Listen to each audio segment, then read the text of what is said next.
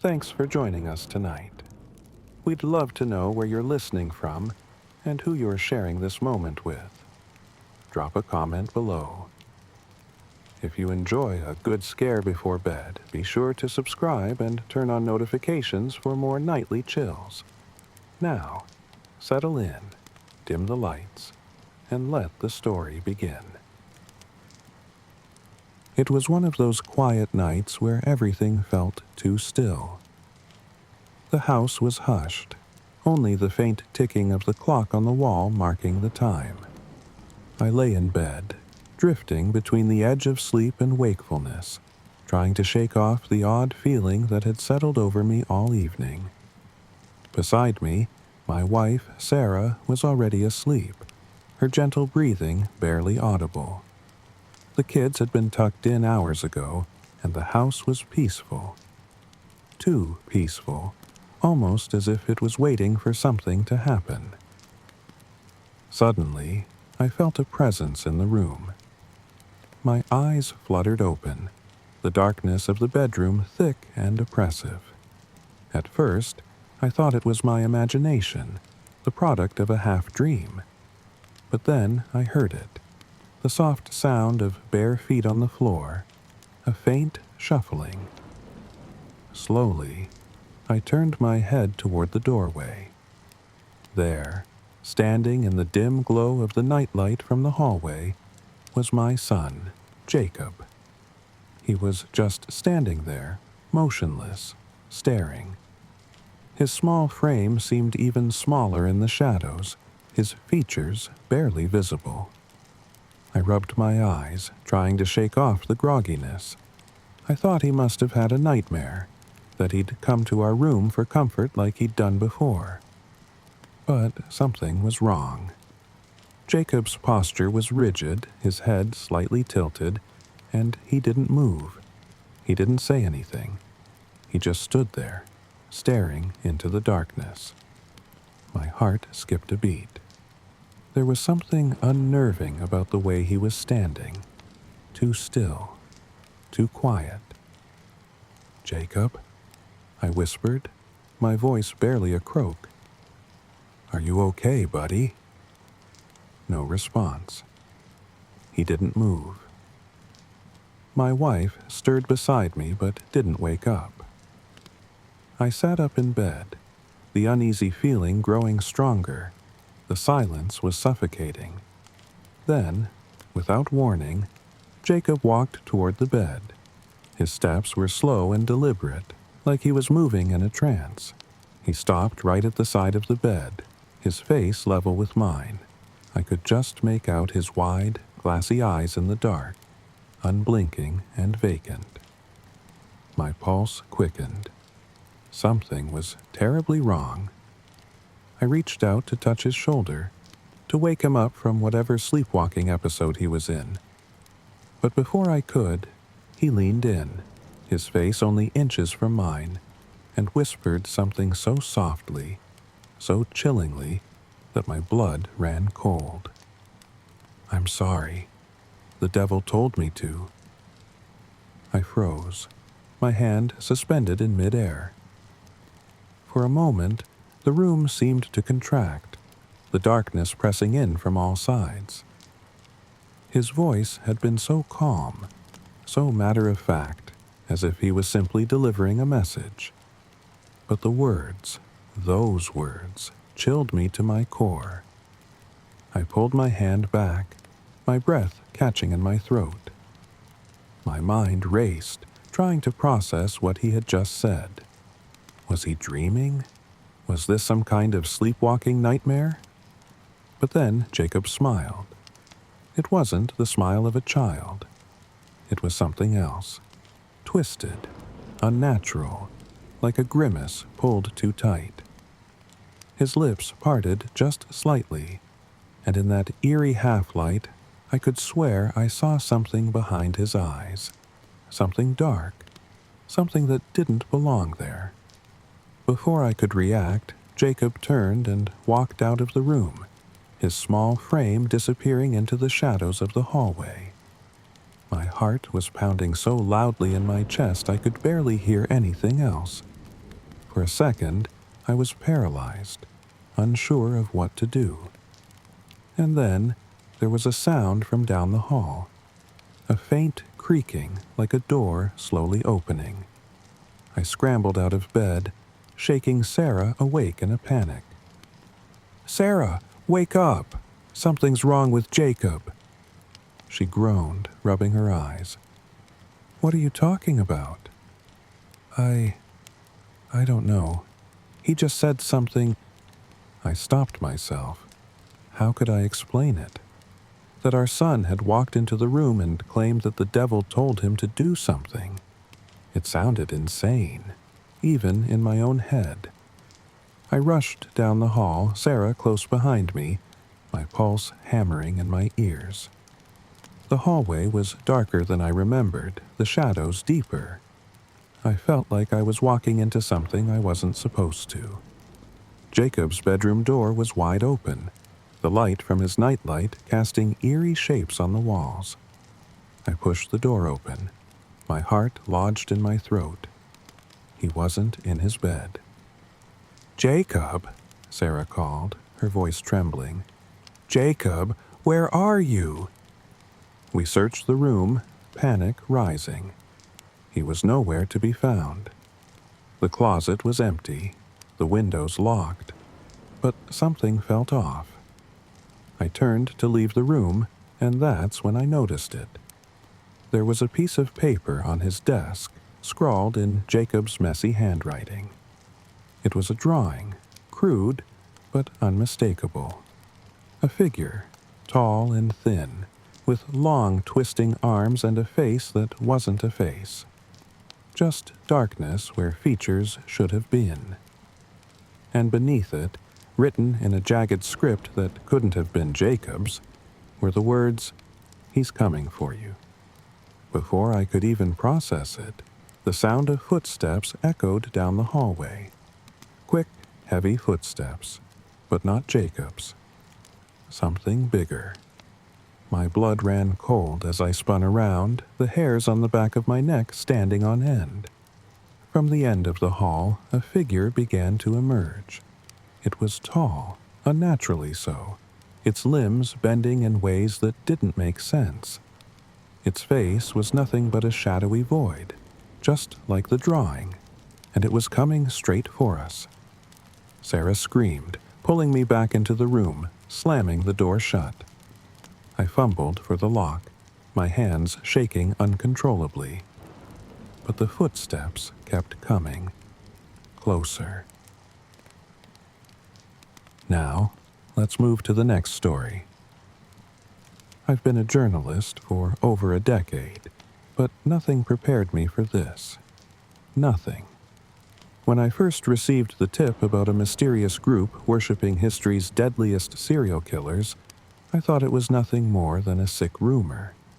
A cheap, urban legend that people whisper about in dimly lit bars for a thrill. I was wrong. It started with a series of bizarre murders. They were brutal, calculated, and horrifyingly familiar to anyone who studied the minds of killers. Each one mirrored a well-known serial killer's method. The first victim, a woman, was found strangled in her home with a pair of stockings, her hands tied behind her back. It was an unmistakable homage to the Boston Strangler. The police dismissed it as a coincidence at first, isolated, horrifying, but random. They were wrong, too. The second body was discovered a week later, in a small, decrepit hotel downtown. A young man, his throat slashed open from ear to ear. The scene was eerily reminiscent of Jack the Ripper. This was no coincidence. I knew something darker was at play. These killings weren't the work of just another psychopath. No, they were orchestrated, deliberate, tributes to monsters long dead. I had to find out who was behind this before more people ended up butchered. So, I began digging. The deeper I went, the more disturbing the truth became. whispers of a cult began to surface. A group that revered the most notorious murderers in history, studying their patterns, worshipping their methods like sacred text. They called themselves the Requiem. Their mission? To keep the legacy of these killers alive by replicating their crimes, victim by victim. I couldn't sleep at night after learning that. It was a Thursday evening when I found myself standing outside the derelict warehouse that supposedly served as the Requiem's meeting place. The rain poured down in heavy sheets, and the chill in the air seemed to seep into my bones. My heart pounded as I considered what I was about to do. If they found out I was investigating them, I didn't even want to think about it. But I needed answers. I slipped in through a side entrance and the rusted metal door groaning as it opened. Inside, the building was dark, damp, and smelled faintly of decay. My footsteps echoed as I crept down a narrow hallway, my flashlight barely piercing the thick darkness ahead. Then, I heard voices. Low murmurs drifted through the air, barely discernible over the steady drip of water leaking from the ceiling. I pressed myself against the wall, inching closer until I could make out the words. "They're ready," a voice hissed. "We begin tonight." Another voice, calmer, replied, "Tonight's ritual will honor Ted Bundy. The woman is already secured. We'll start with her." My blood ran cold. They were planning another murder tonight. I had to stop it. I moved quickly, following the sound of their voices until I found myself peeking through a door into a large, dimly lit room. There, in the center, were at least a dozen people, all dressed in black, hoods pulled in over their faces. They stood in a circle around a crude wooden altar, upon which lay an old, blood-stained book. The leader, a tall man with an air of authority, flipped through the pages slowly, reverently. And then I saw her. A woman, bound and gagged, was kneeling beside the altar, her eyes wide with terror. She knew what was coming, and so did I. I fumbled for my phone, ready to call the police, but my hands shook too much. My mind raced. If I made any noise, if I alerted them, I would never make it out alive. But if I did nothing, that woman would die. I had no choice. Before I could act, the leader spoke again, his voice rising in a sickening chant. "In the name of Bundy, we take her. In the name of Gacy, we bind her. In the name of the Ripper, we bleed her." The crowd repeated his words, their voices growing louder, more fervent, as they moved in closer to the woman. She screamed against the gag, her eyes pleading, her body thrashing, but they held her down. I couldn't take it anymore. I burst into the room, shouting, "Stop! The police are on their way!" Every head snapped toward me at once. The leader, his face obscured by shadow, stared at me with eyes that felt like they could pierce my soul. "You shouldn't have come here," he said, his voice calm, measured, too calm. "Now you'll join the others." In an instant, the group surged toward me. I ran. I don't remember how I found the strength, but I sprinted through the maze of hallways, my lungs burning as I heard their footsteps pounding behind me. Their voices echoed through the dark, taunting me. "You can't escape, journalist. You're part of this now." I stumbled into the night, the rain blinding me as I made for my car. I could hear them behind me, closing in, but I didn't look back. I couldn't. If I did, I knew they'd catch me, I slammed the car door shut and sped off into the night, my heart pounding in my chest. I barely made it out alive, but the terror hadn't ended. It followed me home. Every night I could still hear their voices. Sometimes, when I close my eyes, I see the faces of the victims they've claimed. The police didn't believe me. They found the woman alive, barely, but by the time they got to the warehouse, the requiem had vanished, leaving nothing behind but bloodstains and that damn book. Now, I live in constant fear. I know they're watching me, waiting for the right moment to strike. I can feel it in the pit of my stomach, the way my skin prickles when I'm alone. I hear footsteps behind me when no one is there, and shadows move in the corners of my vision. They won't stop until they finish what they started. They worship death, and they won't let me expose them. No one is safe. Not me, not you, because they are out there, and they're just getting started. Now, let's move to the next story.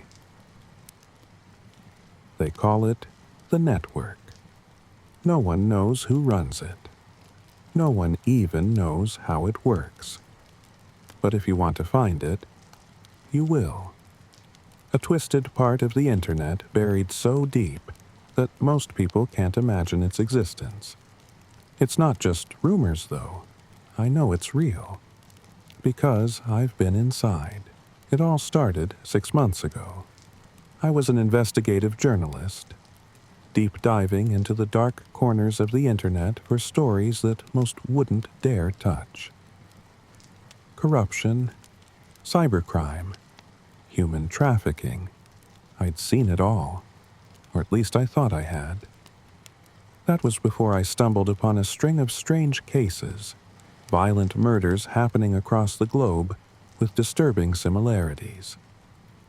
The same obscure symbols carved into the bodies, the same cryptic messages left behind.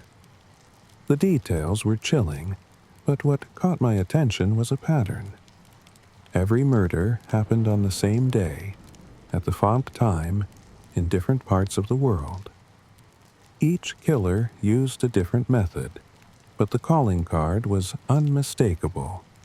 A jagged, crooked line of deep slashes across the chest of every victim, followed by the word "we" written in the victim's blood. Something wasn't right. This wasn't coincidence. These killers, completely unknown to each other, had to be connected. My search led me to whispers on the darkest corners of the internet. A hidden website that operated as an underground club for serial killers. A place where they traded stories, methods, even victims. A website where death was a currency, and the more bodies you left in your wake, the higher your status. I didn't believe it at first. Who could? A worldwide network of murderers sharing their darkest fantasies and making them real. It sounded like something from a horror film, not real life, but the deeper I went, the more I uncovered, and the truth became impossible to ignore. They call it the network. After weeks of scouring forums and speaking in encrypted chat rooms, I finally got a lead. An anonymous user sent me a message. "You want in.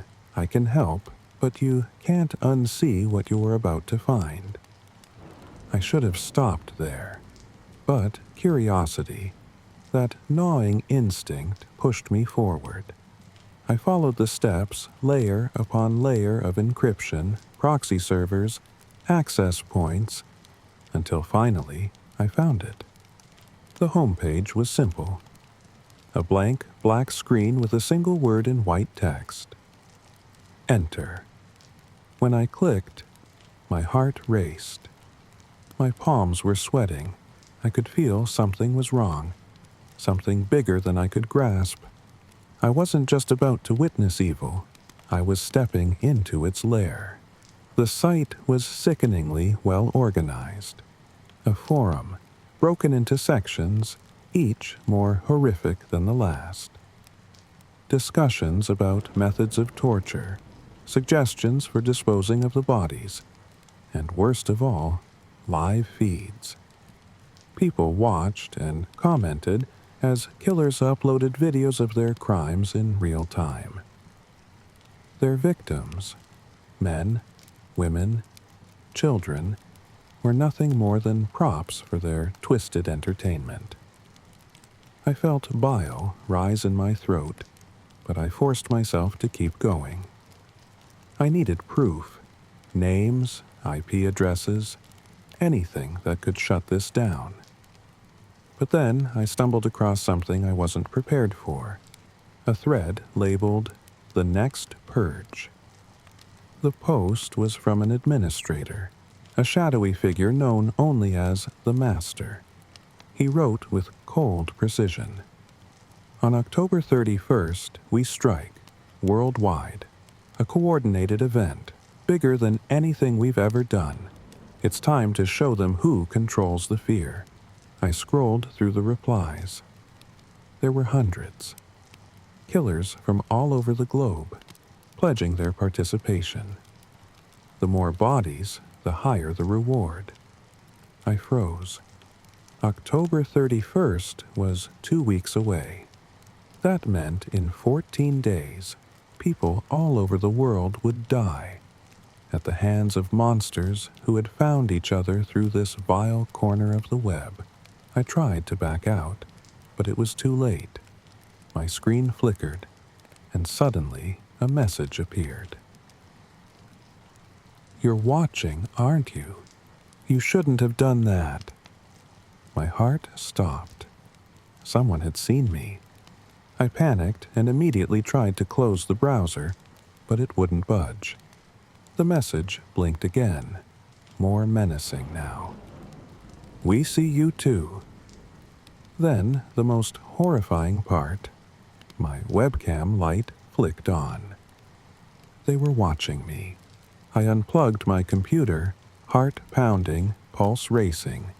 My mind screamed at me to stop, to abandon this nightmare, but I couldn't leave it alone. I had to find a way to warn people, to expose this darkness.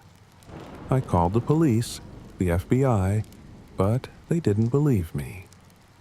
No one did. For days, I kept looking over my shoulder, feeling eyes on me, always watching. And then it happened. I woke up one night to a strange noise. It wasn't loud, just a faint shuffling outside my apartment door. I crept out of bed, every instinct screaming at me to run, but I couldn't help myself. I had to know. I peered through the peephole, and there it was. A face. No, not a face. A mask. The cold, lifeless mask of a clown, just standing there, staring at my door. My stomach dropped. It was one of them. The network was real. I stumbled back, my breath coming in ragged gasps as I heard footsteps down the hall. They were closer now, coming straight for my door. I barricaded myself inside, but they didn't stop. Every night, a new face, always different, always just standing there, watching. I couldn't sleep. I couldn't eat. I was being hunted by something I couldn't even see. But it wasn't just me. The news reports started pouring in. In every major city, every small town, there were disappearances. People vanishing without a trace, with no rhyme or reason. It wasn't long before the killings started. It wasn't just isolated incidents now, it was chaos. Bodies found in the streets, in homes, in parks, each one with the same calling card. The jagged line, the word "we." They were following through on their plan, and I was next. I fled. I moved from place to place, trying to stay ahead of them. But no matter where I went, the network was there. It didn't matter that I was off the grid, that I had changed my name, my location. They always knew. The killers, all connected, sharing information, tracking me down like an animal. And it wasn't just me anymore. They had families, too, innocent people. I wasn't the only one paying for uncovering the truth. The world was falling apart, and the network was pulling the strings. Governments were helpless. The media was silent. And the killers, they were thriving, feeding off the terror, growing stronger, bolder. I write this now as a warning. If you've ever thought of looking for them, don't. If you've ever heard of the network, forget it. Because once you see them, once they know you're watching, it's already too late. The killers are out there, connected, unseen, and waiting. They've made the world their hunting ground, and we're all just prey. They see us. They know us. And they will come for you. And when they do, you'll understand that no matter how far you run, no matter how hard you fight, you're already caught in their web. Get ready for the next story that will send chills down your spine. I've always heard about sleep paralysis, a strange, terrifying condition where your mind wakes up but your body stays frozen. Most people brush it off as a bad dream, but I knew better. I'd experienced it before, but nothing like this, nothing so real. It happened 2 nights ago, and I can't stop thinking about it. It started like any other night. My apartment quiet, the dim glow of streetlights filtering through the blinds, the soft hum of the fridge in the kitchen.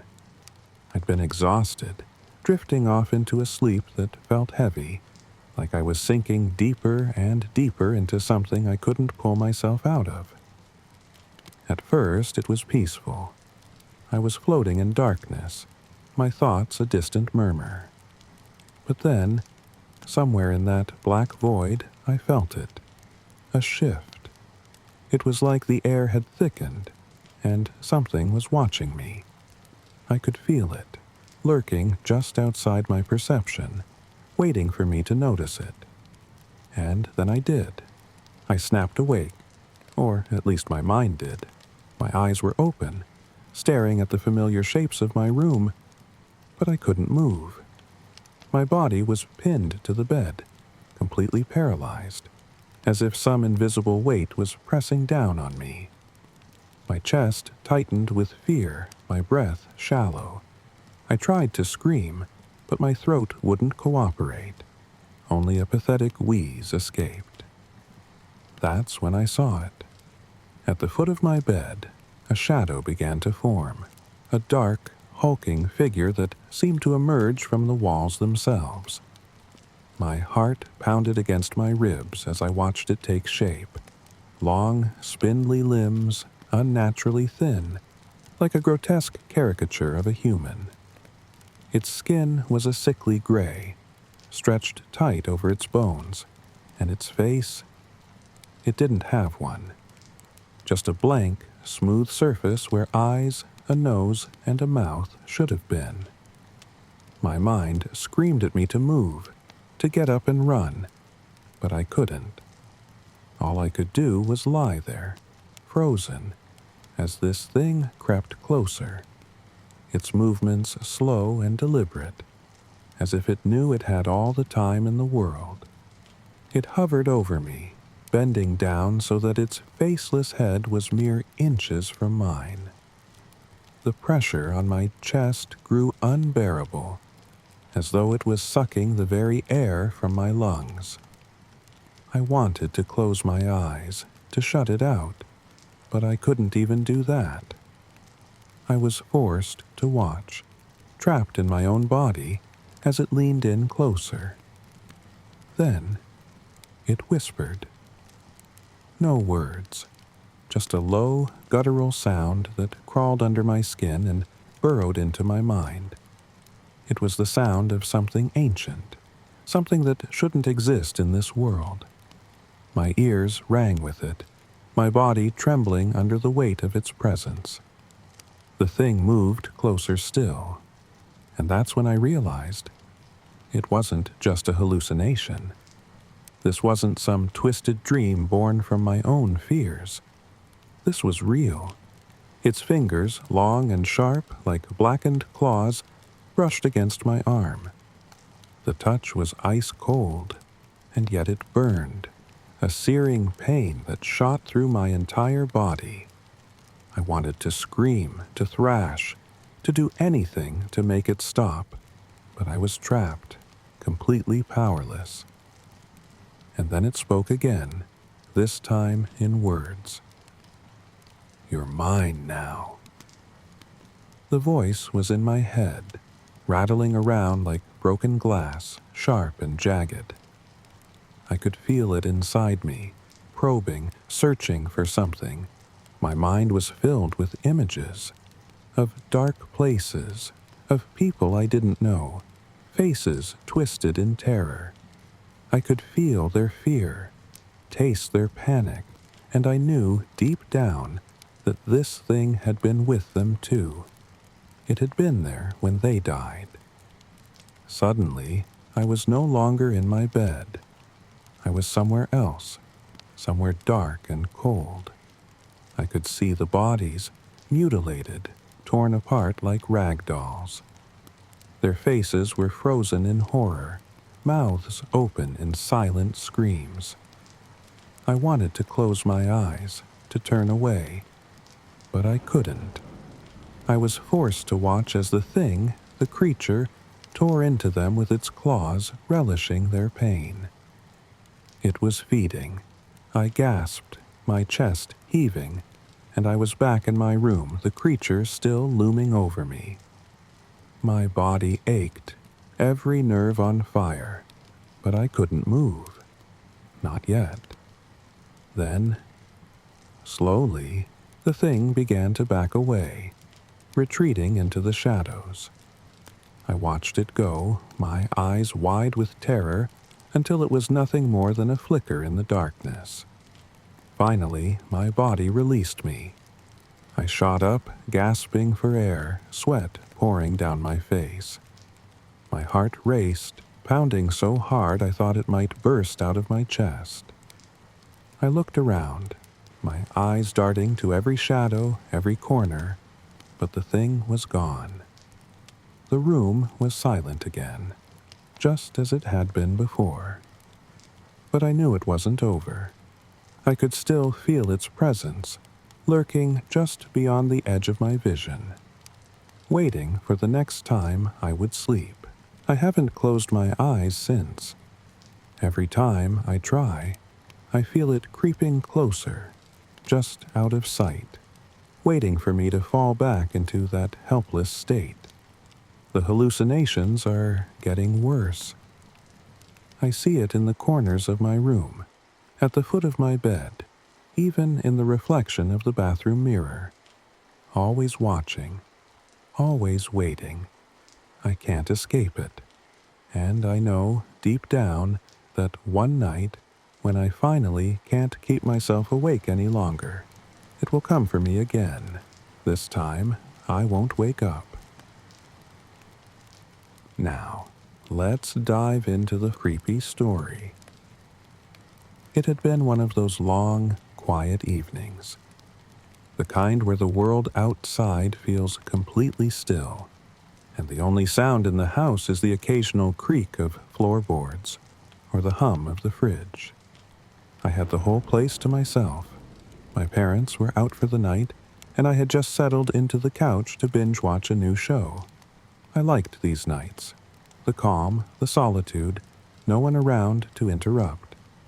The only light in the room came from the glow of the TV, casting a soft flicker against the walls. I wasn't scared. Why would I be? It was home. My home, and I knew every inch of it. There wasn't anything to worry about. But then I heard it. At first, I thought it was part of the show, a low, quiet sound that seemed to drift in from far away.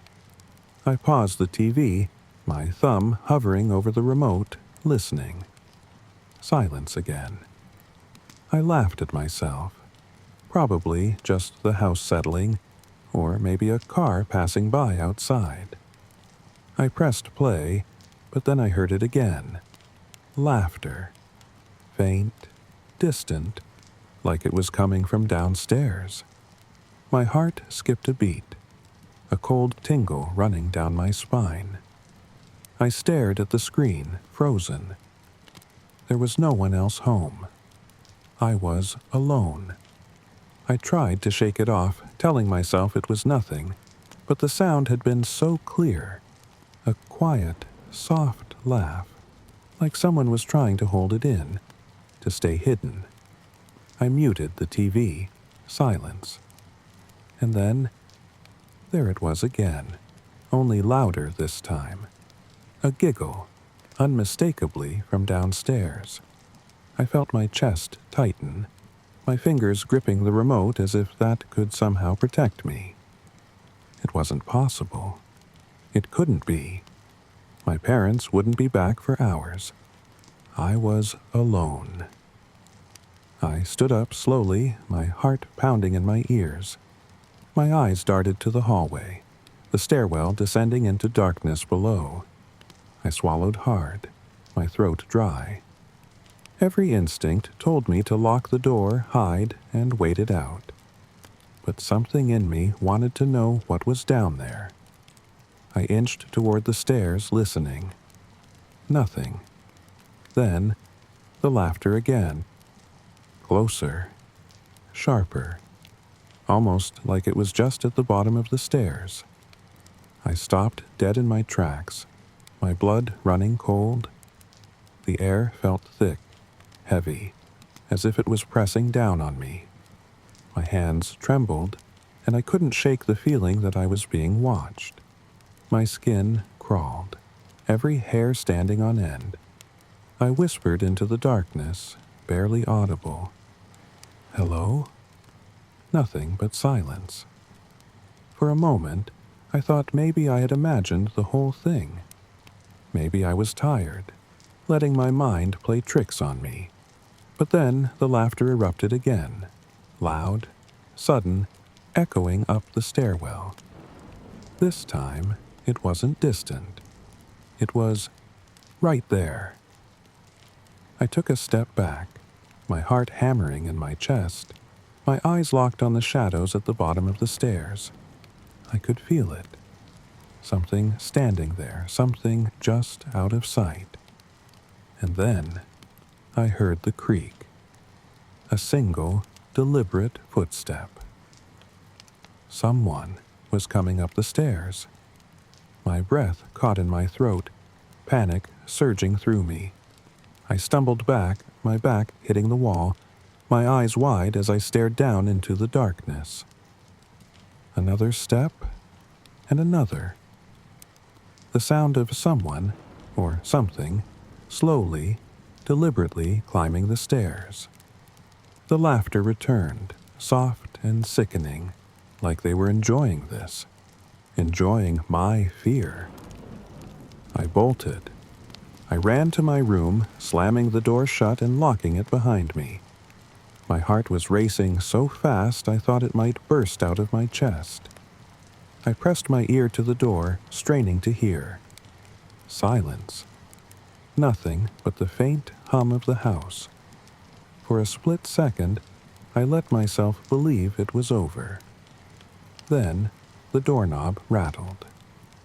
I stumbled backward, my eyes fixed on the door as it twisted slowly, the lock holding, but the metal creaking under the pressure. And then, a whisper. I'm here. The voice was soft, barely more than a breath, but I heard it, right outside my door. The laughter returned, this time so loud it echoed through the walls. And then, silence. just the sound of my own ragged breathing. To this day, I don't know what it was. I never saw anything, never opened the door to check. But whatever was in that house, whatever had come up those stairs, it wasn't human. I'm never home alone anymore. Now, let's move to the next story. I remember the first time I saw the ad for the room. It was almost too perfect. A cozy little space tucked away on a quiet street, just a short walk from the university. For a PhD student like me, juggling research, teaching, and a dwindling bank account, finding something affordable was a godsend. The rent was cheap, the landlord was an older woman who seemed harmless, and the room itself looked welcoming, almost charming. My name's Anna, and I was neck-deep in my studies with little time to focus on anything else. Between endless days in the library and sleepless nights staring at papers I wasn't sure I understood, I barely had time to think about moving. But the moment I stepped into that room, it felt like I had found exactly what I needed. Or so I thought. The room was small but cozy. It had this old-fashioned feel to it. Hardwood floors, a fireplace that hadn't been used in years, and thick curtains that barely let the light in. And in the corner, near the door, stood an antique full-length mirror. It had ornate, twisting designs around the edges, the kind of mirror you'd see in some Victorian mansion. The glass was a little foggy, like it had been around for centuries. Still, it added character to the place, so I didn't mind. The first few nights were uneventful. The routine of moving in, getting settled, and organizing my books kept me busy. I noticed the mirror more and more, though. At first, it was just a minor quirk. I'd catch glimpses of myself in it as I walked by, but something about it felt off. My reflection seemed slower, almost delayed. You know how when you look into a mirror, you move your hand and the reflection moves with you? In this mirror, it was like a fraction of a second behind, like it was watching me, learning how to mimic me. I brushed it off. I had to. There was no time for distractions. My dissertation deadline was looming, and I needed to focus. But as the days passed, I started noticing other things, little things, that made me question what was going on in that room. It started with noises at night. At first, I thought it was the house settling. Creaks and groans from the old wooden floorboards, maybe the pipes. But then I realized the sounds were coming from behind me, from the mirror. I'd be sitting at my desk, typing away, and I'd hear soft, almost imperceptible scratching, like fingernails gently raking against glass. One night, after a particularly long day of research, I was lying in bed, scrolling through my notes, when I felt it. A presence. I can't explain it, but it was as though someone was watching me, closer than I could bear. My heart started racing, but I couldn't bring myself to turn around. I knew the mirror was behind me, and I had this gut feeling that something was staring back at me through it. I took a deep breath, swallowed my fear, and finally turned over. The room was dark, the only light coming from the sliver of moon outside my window. Everything seemed normal at first, but then I noticed something that made my blood run cold. There was a figure in the mirror, barely visible, just a shadow at the very edge of the glass. I bolted upright, convinced it was a trick of the light. But when I stood up and got closer to the mirror, the shadow didn't fade. Instead, it grew clearer. It was a woman, pale, with sunken eyes and long, stringy hair that hung lifelessly around her face. She was standing there, staring at me, motionless. The worst part, she wasn't mimicking my movements. I lifted my hand to touch the glass, but she didn't move. She just stared, her lips curled into the faintest hint of a smile. I stumbled backward, heart hammering in my chest. The figure remained still, but I could feel her eyes on me, even when I wasn't looking at the mirror. I wanted to scream, to smash the damned thing, but something inside me stopped. It was as if she was daring me to break the glass, taunting me with the idea that something far worse might happen if I did. The next day, I tried to rationalize it. Maybe it was stress. PhD students are notorious for pushing themselves too hard, right? But even as I convinced myself of that, the image of the woman wouldn't leave my mind. I avoided the mirror as much as I could, but it was impossible to escape its presence. Every time I walked by, I could feel her there, just beyond the glass, watching. The real turning point came a week later. I was up late again, working on a particularly frustrating chapter. The scratching sound had become almost routine by then, like background noise I was learning to ignore. But then, I heard something else. A whisper. Soft, barely audible but unmistakable. My name. Anna. I froze, fingers hovering above the keyboard. The voice was coming from the mirror. Anna, come closer. I didn't want to. Every instinct told me to run, to get out of that house and never look back. But there was something almost hypnotic in the way she said my name. Slowly, against my better judgment, I turned around. The figure was clearer than ever. She wasn't just in the mirror anymore. She was closer, as if she had pressed herself against the glass, her face only inches away from mine. Help me, she whispered, her voice low and broken. I swallowed hard, my throat dry. Who are you? I asked, barely able to form the words. She didn't answer. Instead, her hand reached up, her pale fingers pressing against the inside of the glass. I watched, horrified, as her hand began to push through, the surface of the mirror rippling like water. I stumbled back, knocking over my chair. The woman's hand was out now, her fingers brushing against the air of my room. I ran for the door, my mind racing with fear and disbelief. I slammed it shut behind me and didn't stop running until I was outside, gasping for breath in the cold night air. I didn't go back to that room. I couldn't. I packed my things the next day without even going inside. The landlord seemed unsurprised when I told her I was leaving early. As I handed her the keys, I couldn't help but ask, "Who was the girl in the mirror?" She looked at me for a long time, her face unreadable. "You're not the first to see her," she said quietly. "But no one stays long enough to find out who she is." I left without another word. That room still haunts me. The mirror, the woman. I've tried to put it behind me, to focus on my studies, but sometimes, late at night, I wonder, did I leave too soon? What would have happened if I had stayed? And more terrifyingly, did she follow me?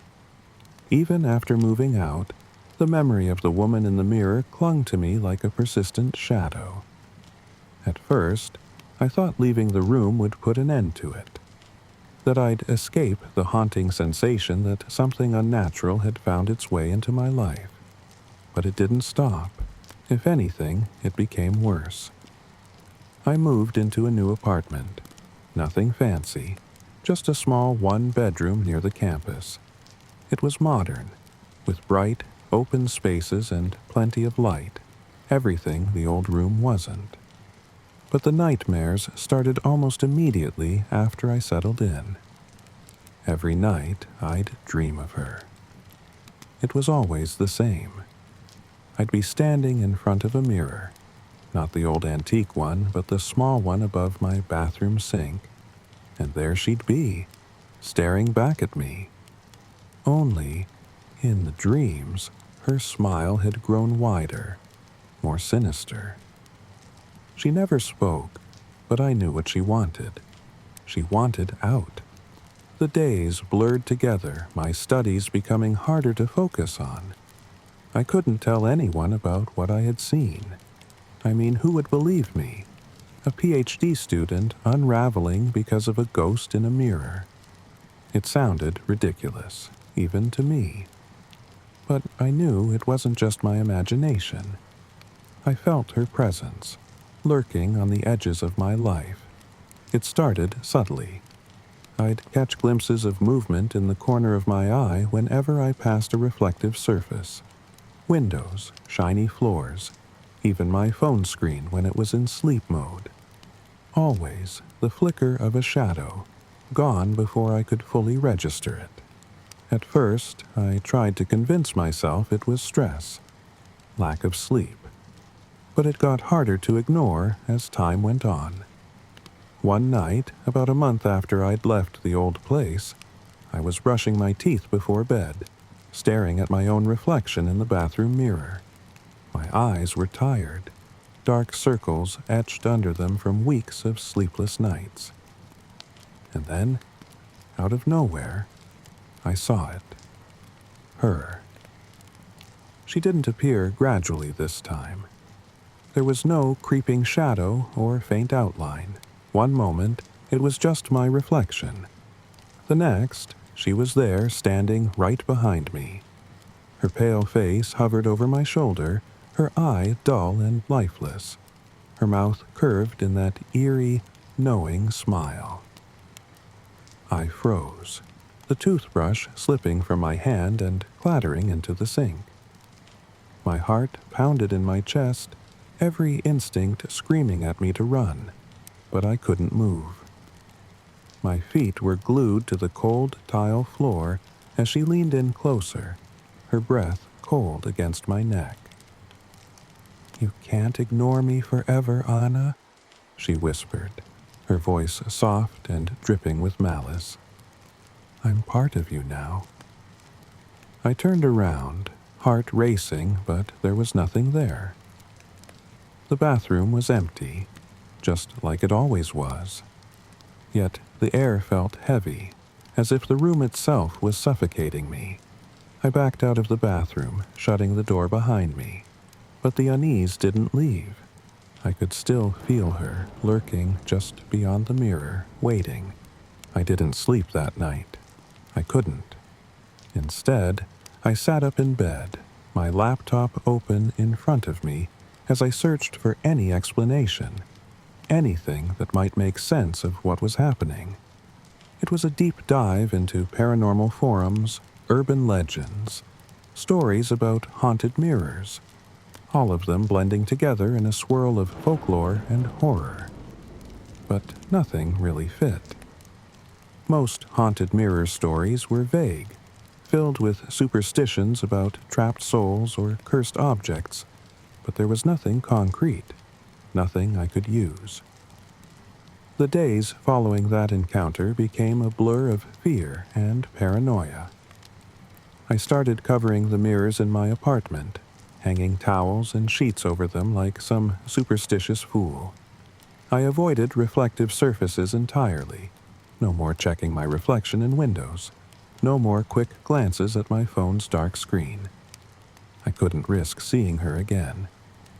But even without the mirrors, she found ways to remind me she was still there. I'd hear footsteps late at night, slow and deliberate, pacing just outside my bedroom door. Doors that I know I had shut would be slightly ajar when I woke up. The air would turn cold, prickling my skin with goosebumps even when the heater was blasting. And sometimes, just before I fell asleep, I'd hear it. Her voice, whispering my name from somewhere in the shadows. "Anna." I couldn't take it anymore. I had to do something, anything, to get my life back. I became obsessed with finding a solution. Maybe I could get rid of the mirror, destroy it somehow. Or maybe, just maybe, there was a way to make her leave me alone.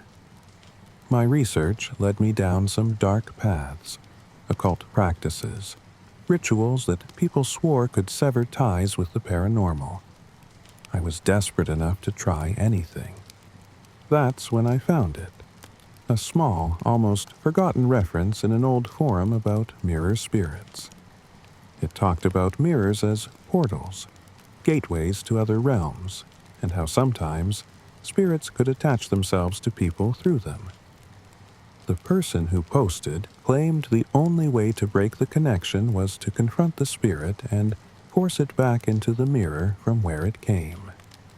It sounded crazy, but at that point I was willing to try anything.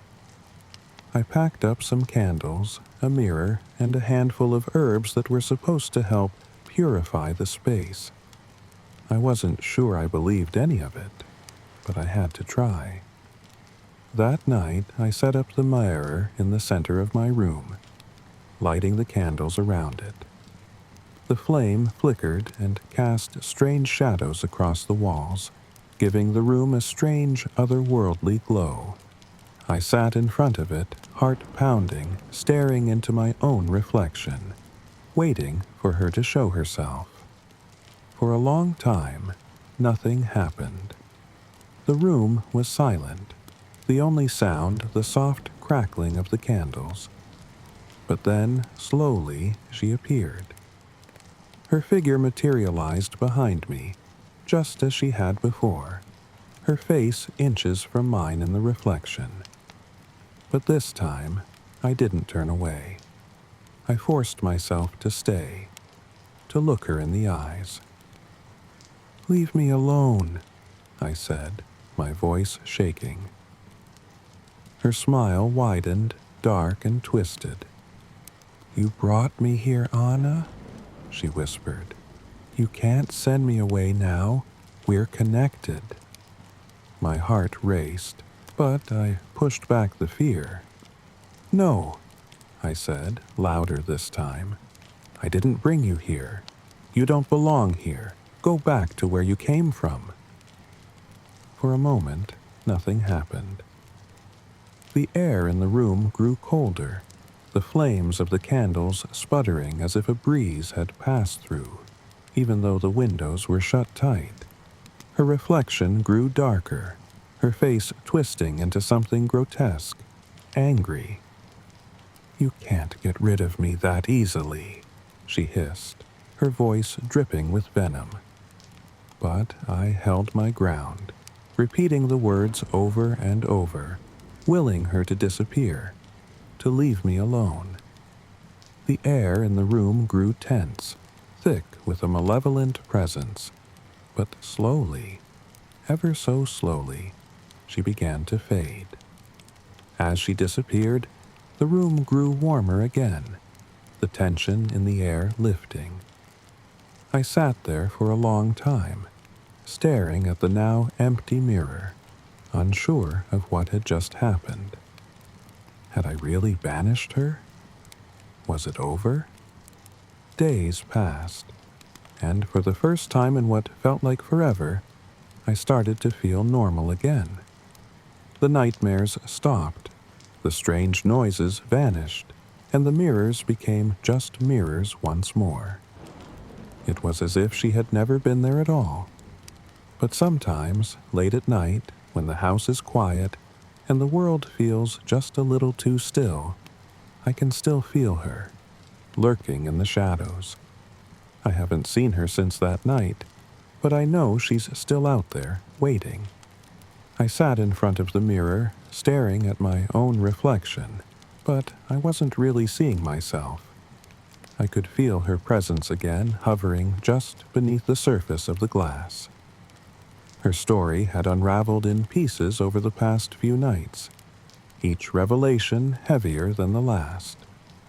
And tonight, I could feel that she had more to share. But sometimes, late at night, when the house is quiet and the world feels just a little too still, I can still feel her, lurking in the shadows. I haven't seen her since that night, but I know she's still out there, waiting, I whispered to myself, echoing the words that had been haunting me. It was. Then that I remembered what the landlady of my previous apartment had said, her warning ringing in my ears as clearly as if she were standing next to me now. No one stops to know. No one stays long enough to find out who she is. I didn't know what she had meant at the time, but now it all made sense. I'd asked the woman in the mirror to tell me her story, and for the first time she had answered. Her voice had been different that night, not cold and menacing, but soft and filled with sorrow. I was a university student, just like you, she had begun, her eyes distant, lost in the memories of a life she once had. I was on the peak of my career, ready to take on the world. I had everything, or so I thought. She had smiled then, a small, bitter smile that hinted at the pain behind her words. There were people I trusted, who wanted to ruin me. They spread rumors, lies, until I was forced out of the job I had worked so hard for. They took my reputation, my career, my future. I remembered the way her reflection seemed to flicker as she spoke, her emotions radiating through the mirror like a wave of despair. Her sadness was palpable, but there was something darker beneath it. Anger, festering for years, left unresolved. During my worst time, she had continued, her voice quieter now, I met James. He became my backbone, my support when I felt like I was losing everything. We were going to get married. I thought he was the one good thing in my life. My heart had ached for her then. I had imagined the comfort of finding someone who seemed to care, someone to lean on when the world had turned its back. But there was more. There was always more. Soon after, I saw James with another woman. Her voice had grown sharp, tinged with a bitterness that made me flinch. It broke my heart, but that wasn't the worst of it. When I looked deeper, I found out that James had been part of it all. The lies, the rumors. He wanted to destroy me, just like the others. I had felt a lump form in my throat, the weight of her words pressing down on me. The betrayal, the loss, it was overwhelming. So, they took everything from you, I had whispered, unable to keep the sorrow from my voice. She had nodded, her face contorted with grief and fury. Both my career and my mental health were destroyed. I had nothing left. The only thing keeping me alive was my mother. But even that wasn't enough. And then she had told me the part of her story that had sent chills down my spine. The previous landlady, she was my mother, she had revealed, her voice cracking with emotion. She lived for me, even after I was gone. But she couldn't save me that night. They broke into my house, into my room. My mother was outside, banging on the door, screaming for them to spare me. She promised we would leave the city, move somewhere far away, but they didn't care. They weren't satisfied with just destroying my life. They took my life away too. I had gasped, my hand flying to my mouth as I imagined the horror of that night, the terror of her final moments. But she wasn't done yet. They didn't stop there, she had said, her voice trembling with fury. After they killed me, they brought an exorcist, someone who knew how to bind spirits. They locked my soul in this mirror, trapping me here for eternity, so I could never move on, never find peace. they were afraid I'd come back for them, afraid of the power they knew I had. I had stood frozen, unable to comprehend the cruelty of it all. They hadn't just taken her life. They had bound her, imprisoned her in the very mirror that now stood before me. Her sorrow had turned to rage, and now, after all these years, she wanted revenge. "I want them to pay," she had whispered, her eyes burning with a vengeful fire. "You have to help me, Anna. You have to find them. They're still out there, living their lives as if nothing happened. But they can't escape what they did to me." I had shaken my head, backing away from the mirror. "I can't do that. I'm not like them. I don't want to hurt anyone." Her face had twisted in anger, her features contorting in the glass. "You don't understand, Anna. They deserve it. You don't know the pain they caused me, the suffering I have endured for years. You're the only one who can help me." But I couldn't do it. I couldn't give in to her need for revenge, no matter how justified it seemed. And so I had walked away, leaving the mirror, leaving her, even though I knew it wasn't over. Now, standing here again, I could feel her presence stronger than ever, her story swirling in my mind like a dark storm. I couldn't forget what she had told me, couldn't shake the feeling that she was waiting for me to change my mind. And maybe one day I would. But for now, all I could do was live with the knowledge that she was still there, watching me, waiting for the day I'd finally give in to the darkness she carried with her. Gradually, I started to feel like I was losing my grip on reality. The woman in the mirror wasn't confined to the glass anymore. She was everywhere. Her voice followed me, a constant whisper in the back of my mind. I saw her reflection in every polished surface, in windows, in puddles, even in my own shadow. No matter where I went, she was always there, watching, waiting. It wasn't long before my mental state began to unravel. I could barely focus on my studies, and sleep was nearly impossible. I stopped going to the university altogether, afraid that I might see her in the reflective surface of a desk, a window, or worse. Afraid that she might speak to me in front of others. People started to notice something was wrong. My friends asked me what was going on, why I was so distant. But how could I explain this madness? How could I tell them that a ghost, locked in a mirror, was haunting my every step? I knew I needed help.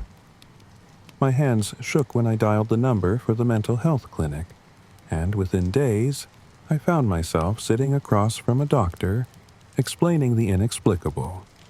He listened with patient eyes, his hands folded neatly on his desk, while I poured out the story in bits and pieces, carefully omitting the supernatural details, of course. He told me that I was experiencing hallucinations brought on by stress and anxiety, that my mind was playing tricks on me.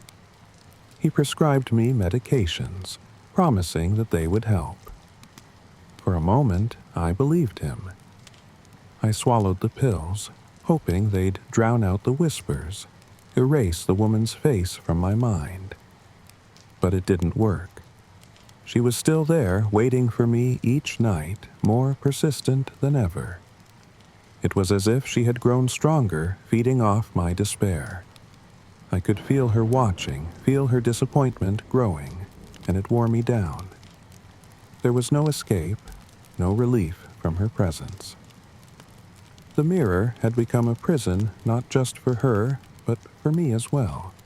I couldn't run from her anymore. I was trapped.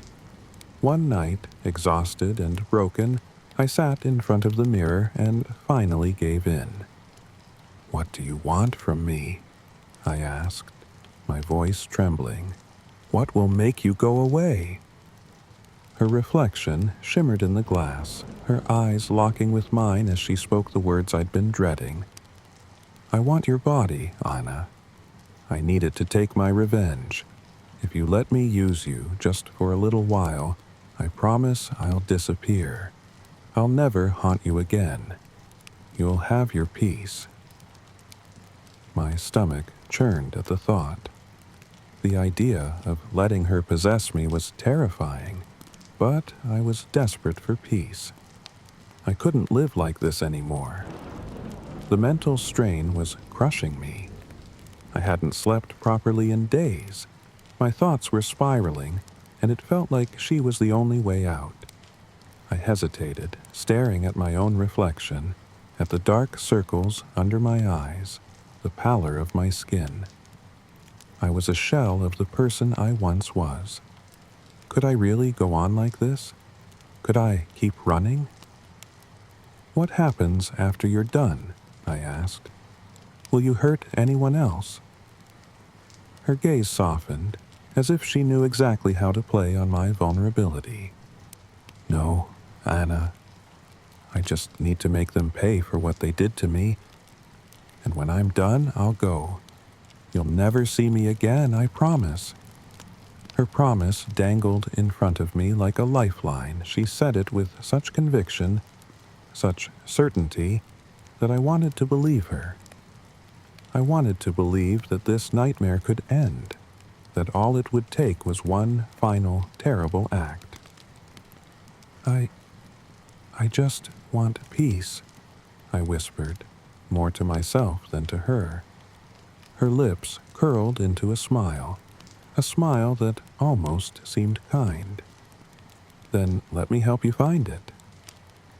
My heart pounded in my chest, and the room felt colder as her words wrapped around me like chains. Deep down, I knew it wasn't right. I knew that letting her take control of me would have consequences, but I was so tired. Tired of fighting, tired of running, tired of the endless terror. Okay, I whispered, my voice barely audible. If this is what it takes, then I'll do it. Her smile widened, and I felt a sudden surge of energy in the room, like the air itself was vibrating. Good, she said softly. It won't hurt much. The next moments felt like a blur. I closed my eyes and felt a cold rush wash over me, as if a wave of icy water had flooded my body. My limbs felt heavy, as if I was sinking into the floor. Then there was darkness. Complete and utter darkness. I don't know how long I was out. Minutes? Hours? When I finally opened my eyes, everything felt different. My body felt foreign, like it wasn't entirely mine anymore. But the woman's voice was gone. I was alone in the room, with only the sound of my breathing echoing in the silence. For the first time in what felt like forever, I was truly alone. But somewhere deep inside, I could feel her. She wasn't gone. She was using me now. I had given her what she wanted, and now I had no control. I didn't know what she would do with my body, or how far she would go to get her revenge. All I knew was that I had made a choice that would change everything. And now, all I could do was wait. The next night, she told me what I'd been dreading. Tonight, I will possess your body, she whispered, her voice echoing from every corner of the room. There was no hesitation in her tone, no room for negotiation. You will be the instrument of my revenge. I was paralyzed by the thought, my heart pounding so loud I could hear it in my ears. I knew I had agreed, but now, in the dead of night, it felt more real than ever. The air around me thickened, growing colder, and I felt her presence seeping into me. It was unlike anything I'd ever felt, like someone else had control of my limbs, my thoughts, my very soul. That first night, she took full control. I felt like a passenger in my own body, powerless as she moved me like a puppet on strings. We left my apartment, her guiding me through the dark streets like she knew exactly where we were headed. I didn't need to ask who we were going to find. I could feel the burning rage simmering inside her. One of the betrayers, she'd said.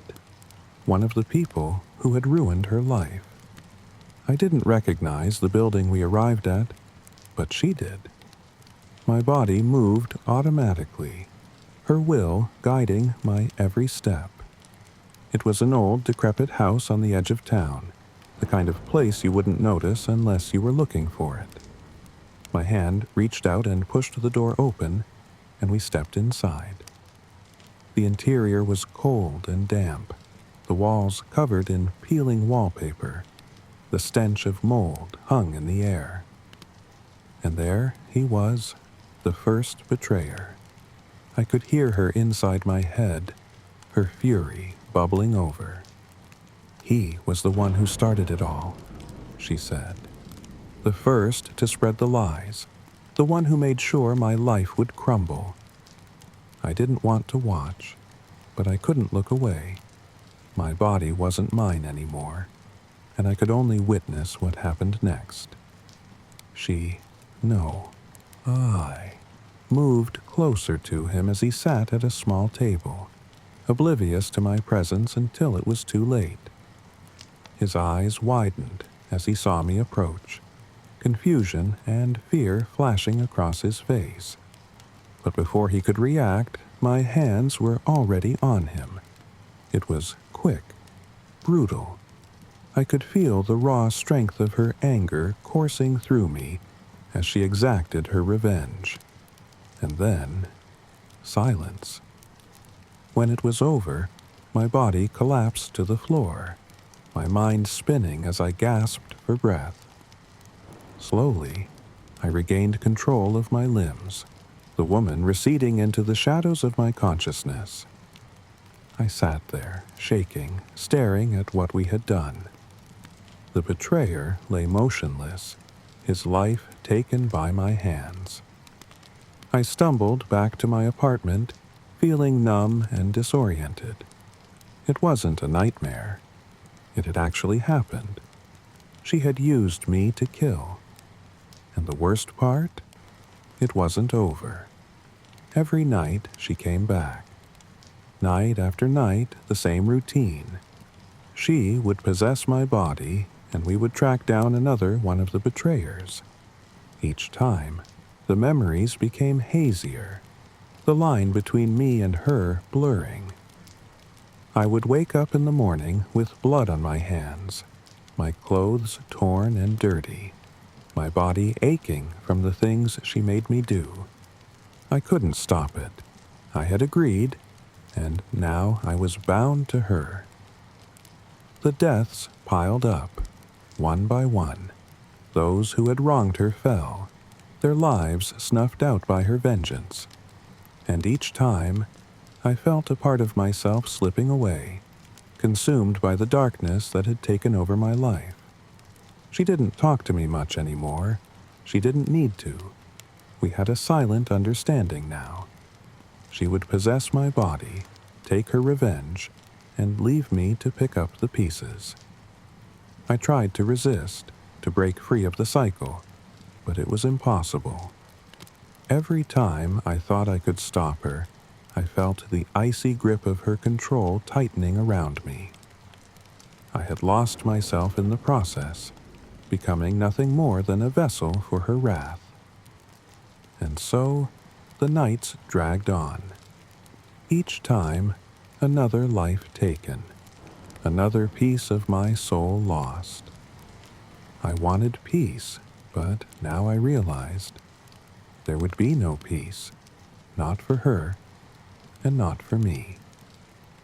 The day finally came, the last name on the list, the final betrayer. I had known this moment was inevitable, but it didn't make it any easier. That night, the woman in the mirror came to me as usual, her presence now as familiar as my own reflection. But this time, there was something different about her.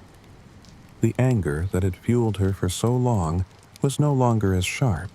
It felt duller, as if the fire had burned out. "We finished tonight," she whispered, her voice carrying a weight that settled heavily in my chest. I didn't respond. There was nothing left to say. As she took over my body one last time, I could feel the exhaustion in her, the weariness of a soul that had spent too long consumed by revenge.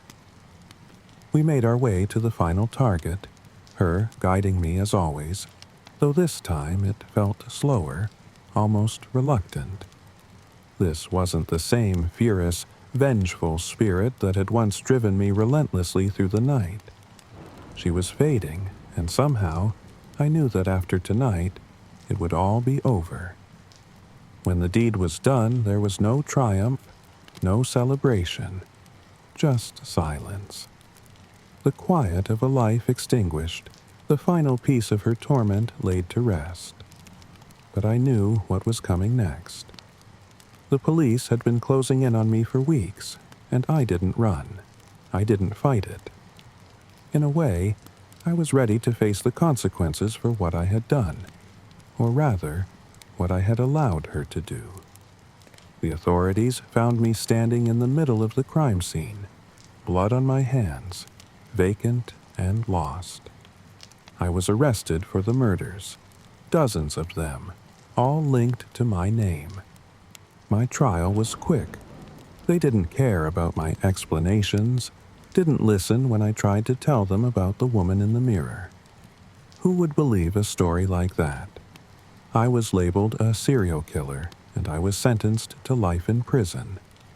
10 years at least before I could even be considered for parole. And so, I found myself alone, locked away in a cold, sterile prison cell. The nights were long, the isolation unbearable. But something strange happened in the days after my sentencing. I no longer felt her presence. The woman who had once haunted my every waking moment was gone. Until one night, just as I was drifting off to sleep, I saw her again. She appeared in the small, cracked mirror of my cell, fainter than before, like a distant memory. She didn't look angry anymore. There was no malice in her eyes, only gratitude. "Thank you, Anna," she whispered softly, her voice barely a breath. "I'm free now. You've given me what I needed." I stared at her, speechless, as she smiled. A sad, weary smile.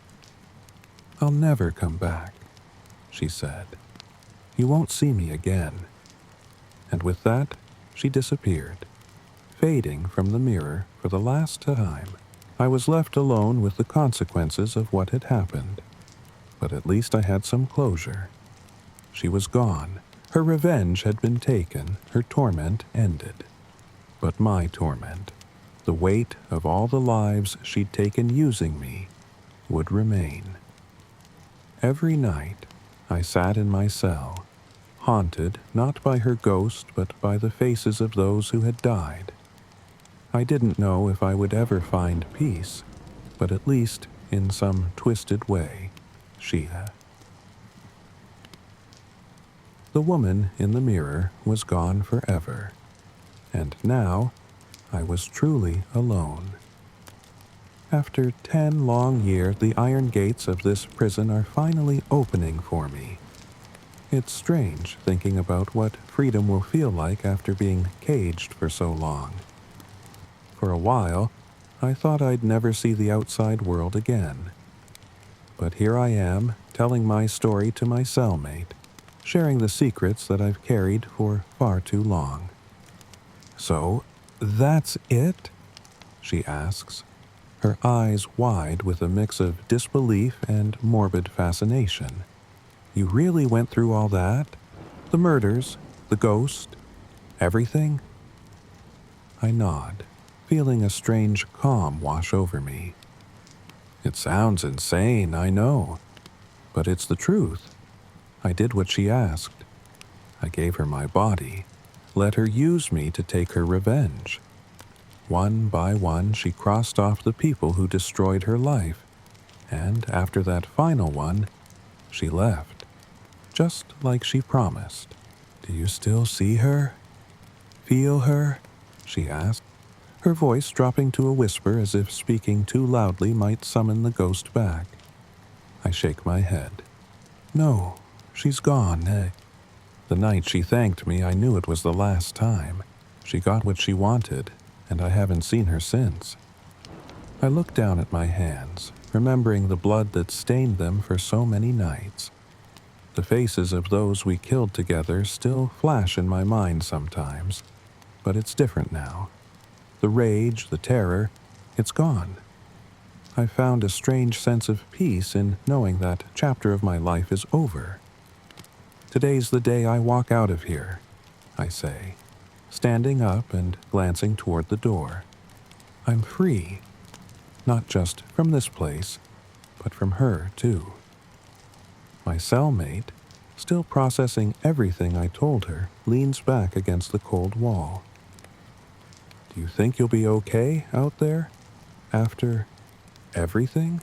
I smile, a small, sad smile. I think so. For the first time in a long time, I feel like I might be okay. The guard comes to my cell, jangling the keys. Time to go, Anna, he says, and I stand up, ready. My heart races a little, but not from fear. It's strange to imagine life beyond these walls, but I'm ready. I've made peace with what I've done, with who I was, and more than anything, I've made peace with her. As I walk out of the cell, the sunlight feels warm and foreign on my skin. The air smells fresher than I remember, filled with life and hope. I take a deep breath, savoring the moment. I glance back one last time, just to make sure. No shadows move. No whispers linger. She's really gone. Today, I'm free. Finally free.